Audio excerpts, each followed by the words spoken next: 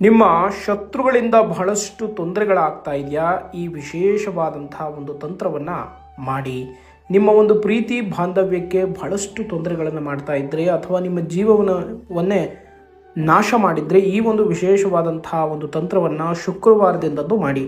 ಒಂದು ಮೆಣಸಿನಕಾಯಿಯನ್ನು ತೆಗೆದುಕೊಂಡು ಆ ಶತ್ರುವಿನ ಹೆಸರನ್ನು ಈ ಒಂದು ಮೆಣಸಿನಕಾಯಿ ಮೇಲೆ ಅವರ ಹೆಸರನ್ನು ಬರೀರಿ. ಬರೆದುಬಿಟ್ಟು ಬಲಗೈನಲ್ಲಿ ಇಟ್ಕೊಂಡ್ಬಿಟ್ಟು ಓಂ ನಮೋ ಘೋರ ಘೋರ ಅಘೋರ ಅಘೋರ ಮಮ ಶತ್ರು ನಾಶಾಯ ಸ್ವಾಹ ಅಂತ ಮಂತ್ರವನ್ನು ಹೇಳಿಬಿಟ್ಟು ಲಾಸ್ಟಲ್ಲಿ ಅವರ ಹೆಸರನ್ನು ಸೇರಿಸ್ಕೊಂಡು 21 ಬಾರಿ ಹೇಳಿಬಿಟ್ಟು ಈ ಒಂದು ಮೆಣಸಿನಕಾಯನ್ನು ತೆಗೆದುಕೊಂಡು ಹೋಗ್ಬಿಟ್ಟು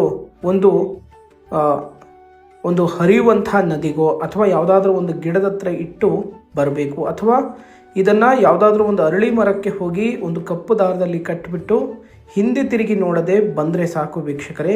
ನಿಮ್ಮ ಶತ್ರುಗಳಿಂದ ಯಾವುದೇ ತೊಂದರೆಗಳಾಗಿದ್ದರೂ ಕೂಡ ಅವರಾಗವರು ನಿಮ್ಮಿಂದ ದೂರ ಆಗ್ತಾರೆ. ಮತ್ತು ಈ ಒಂದು ವಿಶೇಷವಾದಂಥ ಒಂದು ತಂತ್ರವನ್ನು ನೀವು ಶುಕ್ರವಾರದಿಂದ ದಿನದಂದು ಮಾಡಿ. ಇದನ್ನು ಸಂಜೆ ಆದರೂ ಮಾಡ್ಬೋದು ಅಥವಾ ಬೆಳಗ್ಗೆ ಆದರೂ ಕೂಡ ಮಾಡಬಹುದು. ಇದು ಒಳ್ಳೆಯ ಉದ್ದೇಶಕ್ಕೋಸ್ಕರ ಉಪಯೋಗವನ್ನು ಮಾಡಿ. ಒಳ್ಳೆಯದಾಗಲಿ. ಹರಿ ಓಂ.